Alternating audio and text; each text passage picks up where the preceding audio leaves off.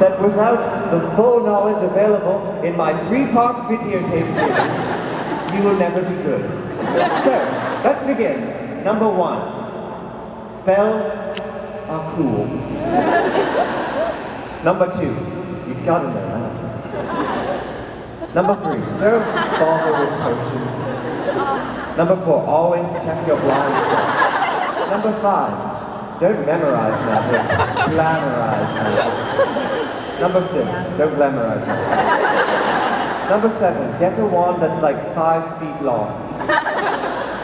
Number 8, or take some wands. 9, muggles are impressed by magic. Number 10, learning spells names doesn't actually matter, who cares? Number 11, don't think about goblins right before bedtime. Number 12, magic wins fistfights. Number 13, always say Lumos when you enter a room, even when it's daytime. Number 14, Magic the Gathering is not the same thing as magic. It is for nerds. Number 15, I am magical. Number 16, I forget its name, but there's definitely a spell that makes it okay to clean your pants. Number 17, Hogwarts has a sauna. Number 18, there's something like 30 spells. Number 19, Harry Potter. Remember that name. Number 20, dark magic is frowned upon.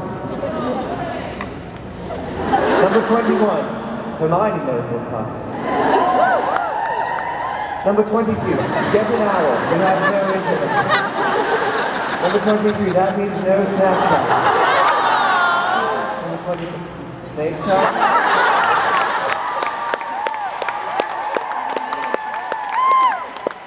Number 25, magic replenishes electrolytes.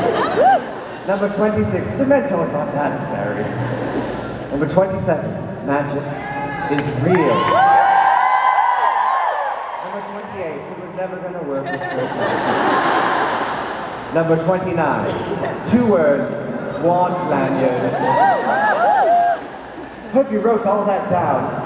Once you've got the principles of magic memorized, it's time to start bulking up your wizard muscles. Studies show that wizards who levitate over 1,000 pounds a day are up to 9 times less likely to develop weird magical diseases like spattercrout, scrophungulus, and wizard diarrhea. So, let's do a little test of your magical strength.